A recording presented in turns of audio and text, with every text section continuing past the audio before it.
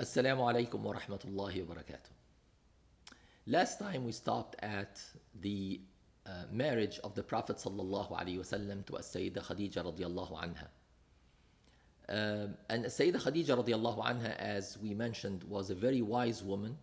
She was a very kind woman. She cared so much about the Prophet sallallahu alaihi wasallam, and it's sufficient to say that she was the first believer in the Prophet sallallahu alaihi wasallam. She believed in him even before he received the wahy from Allah subhanahu wa ta'ala, because she has heard about him from her cousin Sayyidina Waraqa ibn Nawfal radiallahu anhu. And Sayyidina Waraqa used to meet occasionally with Sayyida Khadija radiallahu anha, and he kept asking her, is it time? Has it happened that the Prophet sallallahu alaihi wasallam received any revelation from Allah subhanahu wa ta'ala?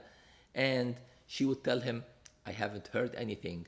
So he composed some poetry and said, لججت وكنت في اللجوى أو في الشكوى لجوجة لهم طالما بعث النتيجة, that I have asked and I've been nagging in my asking. I've been very consistent in my asking, checking whether it has happened already or not, because of what you have described to me, O Khadija. فَقَدْ طَالَ انْتِظَارِي يَا Khadija. I've been waiting for so long for the appearance of this Prophet so that I can believe in him and that I can follow him and that I can support him.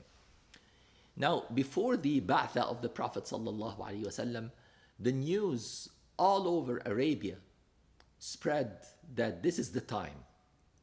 It's the time, or time is approaching, about the appearance of that Prophet. And the Arabs started noticing something they didn't see as frequently before, which is shooting stars or falling stars. Shuhub. Basically, when you look at the sky on a starry night and on a dark night, and you see these shooting stars, they happen from time to time, but they started seeing these on a very regular basis, much more than what happened before. And some of them started getting concerned. What exactly is this? What exactly is this, and why is it happening?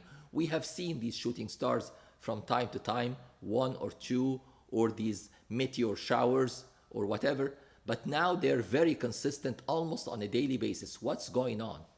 So they went to one of their wise people who was blind, old and blind at the time, and they asked him about this phenomenon. And he asked them, now look at the stars. There are some constellations that we know about, some arrangements of stars in the sky, in the night sky. So look at these stars. If you find any of them missing or moving, or one of them being one of these shooting stars, that means that the world is about to end. But if it's something else, if it's other stars that are not part of these constellations, these are passing stars or others of the billions of stars that we see in the sky on a daily basis, then it means something important is about to happen. I don't know exactly what it is, but it means that something important is about to happen. Now, before Islam, the Prophet ﷺ later on asked his companions, what did you used to say about these shooting stars? What did you consider them? And they said, well, we used to say someone was born, someone has died, a king was born, a king has died, and so on. So we used to associate it with some other events because we could not understand otherwise. And the Prophet ﷺ said, these shooting stars that used to happen before my ba'tha, the reason for that is Allah subhanahu wa ta'ala sent these stars to burn some of the jinn and some of the shayateen that used to try to sneak hearing and listening to the news in the sky.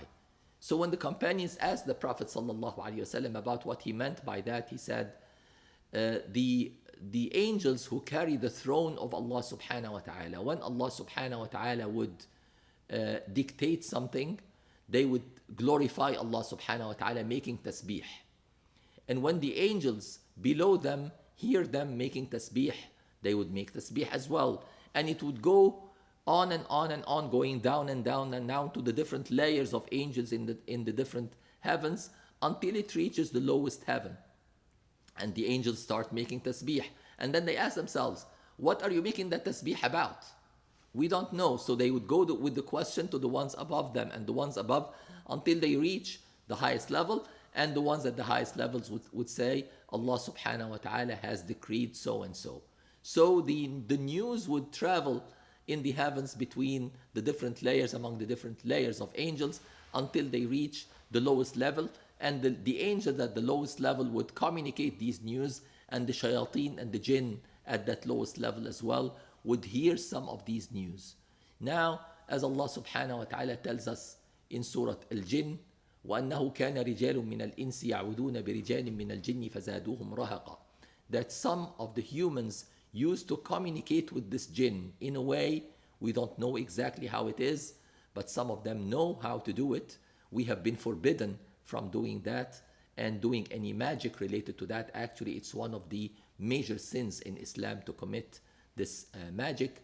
And Allah subhanahu wa ta'ala described that relationship between the ins and the jinn is going to have a negative effect on the communicators, the ins, the humans who make this communication. فَزَادُوهُمْ رَهَقًا, they exhausted them and they caused them more trouble. So they used to come to their allies from the ins who would claim that they would know the future. Those soothsayers and fortune tellers and so on and so forth, عرافون or منجمون. عراف means someone who knows, يعرف the hidden. Munajjim is the one who looks at the stars and reads the motions of the stars and deducts something from the arrangements of the stars and so on and so forth. And again, here I'm going to pause for a second to talk about something that's very dangerous, that's filling our newspapers, our magazines, our media, and so on. And some Muslims fall prey to it, which is what they call the horoscopes. Horoscopes, basically, you're going to find in different magazines or newspapers, even in the Muslim world, unfortunately. You're going to find that if you're born in such and such month, you are under such and such sign, whether it's Capricorn or whatever, Leo or whatever. And basically, the people of that month have a certain characteristic or so, and then they would tell them on a daily basis, your luck today is, or the horoscopes are telling you today, do this or don't do that. Nothing can be more foolish than that. Allah subhanahu wa ta'ala is the only one who knows the unknown. Period. Allah subhanahu wa ta'ala has mentioned that in the Quran, the 5 things that only Allah subhanahu wa ta'ala knows about. إِنَّ اللَّهَ عِنْدَهُ عِلْمُ السَّاعَةِ. Only Allah subhanahu wa ta'ala knows when the day of judgment is going to be. وَيُنَزِّلُ الْغَيْثِ. Allah subhanahu wa ta'ala only knows when rain is going to come. وَيَعْلَمُ مَا فِي الْأَرْحَامِ. And only Allah subhanahu wa ta'ala knows what's in the womb of the mother when she conceives. Although today we have the ultrasounds that can detect the gender of the fetus before birth, but that's not exactly علم ما في الأرحام, because as it came through the hadith of the Prophet sallallahu alaihi wasallam, the long hadith about the stages of the creation and the birth of the human being, that he is composed for 40 days in the womb of the mother in some shape and then developed in another shape for another 40 days. And then Allah subhanahu wa ta'ala sends the angel, and Allah subhanahu wa ta'ala commands the angel to write 4 things about that fetus that before it's born, about umri, about his life, his or her lifespan, for how long is he or she gonna live, if they're gonna live. وعملي, what kind of deeds is this fetus when they are born? What kind of deeds, what kind of conduct in their life are they going to follow? Are they going to be obedient to Allah subhanahu wa ta'ala, or are they going to be disobedient? What kind of deeds are they going to do? وَرِزْقِ, and their sustenance. How much are they going to earn in their lives? And by the way, rizq is not only what they earn, it's the patent and the latent rizq, which means the rizq that we feel, our salary or our earnings or something like that, and the latent, the hidden one, when Allah subhanahu wa ta'ala prevents something bad from happening to us. This is also a positive thing. So being healthy, alhamdulillah, this is a great thing. Not having to go to a physician or having a surgery or something like that. Alhamdulillah, this is rizq from Allah subhanahu wa ta'ala. And then the fourth one, وَشَقِيٌّ أَمْ سَعِيدٌ. Whether this individual, whether male or female, is going to be ultimately happy or miserable.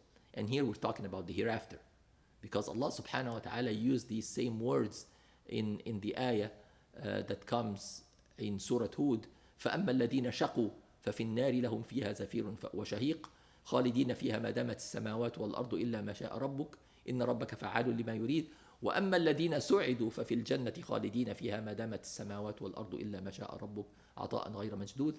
So Allah subhanahu wa ta'ala used shaqi and sa'id. The mere translation of the meaning of the ayat is that those miserable ones are going to remain in the hellfire eternally, being punished by Allah subhanahu wa ta'ala for their misdeeds in this life for as long as the heavens and the earth exist. إلا ما شاء ربك إن ربك فعال لما يريد. Your Lord does whatever He subhanahu wa ta'ala wants. وأما الذين سعدوا, and the ones who have been blessed with happiness by Allah subhanahu wa ta'ala, because Allah subhanahu wa ta'ala was pleased with what they have done and they were entitled to the mercy of Allah subhanahu wa ta'ala, ففي الجنة, they are going to be in paradise. خالدين فيها ما دامت السماوات والأرض إلا ما شاء ربك. They are going to live eternally in paradise for as long as Allah subhanahu wa ta'ala wants. عطاء غير مجدود. This is a blessing from Allah subhanahu wa ta'ala that is not going to be truncated or it's not going to be stopped. So وَشَقِيٌّ أَمْ سَعِيدٌ, that's what it means. So these are four things that the angels write about the human being before it's born, and this is one of the five things. وَيَعْلَمُ مَا فِي الْأَرْحَامِ. So إِنَّ اللَّهَ عِنْدَهُ عِلْمُ الْغَيْبِ إِنَّ اللَّهَ عِنْدَهُ عِلْمُ السَّاعَةِ وَيُنَزِّلُ الْغَيْثَ وَيَعْلَمُ مَا فِي الْأَرْحَامِ وَمَا تَدْرِي نَفْسٌ مَاذَا تَكْسِبُ غَدًا. This is the fourth thing that only Allah subhanahu wa ta'ala knows. What any individual is going to commit today, tomorrow, or what they are going to earn tomorrow. وَمَا تَدْرِي نَفْسٌ بِأَيِّ أَرْضٍ تَمُوتُ. And no soul knows where it's going to die. Only Allah subhanahu wa ta'ala knows that.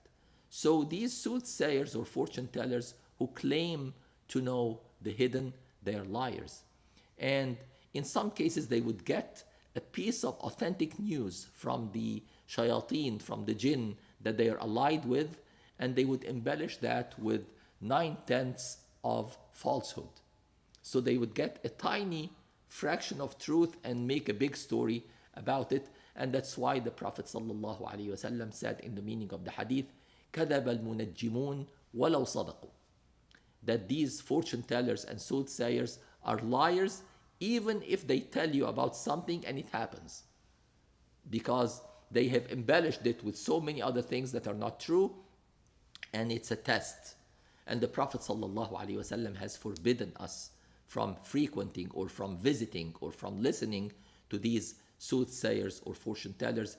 And a form of this fortune telling, unfortunately, is that printed form that comes in the form of horoscopes. So I'm reminding myself and my brothers and sisters never to read these things and never to follow them or base any action upon that, because that would be association with Allah subhanahu wa ta'ala, claiming that someone else can tell us what to do or what not to do based on knowing the future, and only Allah subhanahu wa ta'ala knows the future. And this would be a blemish in our faith and a blemish in our reliance on Allah subhanahu wa ta'ala and trust in Allah subhanahu wa ta'ala and the judgment of Allah subhanahu wa ta'ala. So before the shayateen were prevented, these stars were shot at these jinn that were trying to sneak peek and trying to listen to the news in the heaven, and they would tell their allies on earth. So Allah subhanahu wa ta'ala prevented them from doing that, because in a very short period, wahy, the revelation from Allah subhanahu wa ta'ala, is going to start descending from the heavens to the earth, to the Prophet sallallahu alaihi wasallam. And Allah subhanahu wa ta'ala did not want any of these devils or jinn to intercept any of that wahy. So it would come directly to the Messenger sallallahu alaihi wasallam. Nevertheless, news started getting abundant about the time of appearance of that prophet.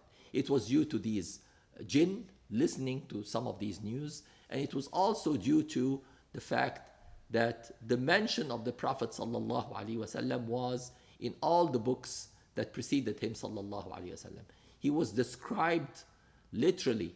He was described very clearly, his behavior, his character, even his physical appearance, his habits, sallallahu alaihi wasallam, how he eats, how he drinks, everything about him, sallallahu alaihi wasallam, was described so that it would be no surprise to anyone when he arrives. Inshallah, next time we're going to talk about some of these premonitions or prophecies about the coming of the Prophet sallallahu alaihi wasallam and how it affected different people in different ways, and how Allah subhanahu wa ta'ala made some of these preparation for the victory of the Prophet sallallahu alaihi wasallam that continued for the rest of his life. So inshallah, until next time, we are still waiting for your comments and your feedback on our webpage. We ask Allah subhanahu wa ta'ala to help us all learn and enjoy the life of the Prophet sallallahu alaihi wasallam. Wassalamu alaikum wa rahmatullahi wa barakatuh.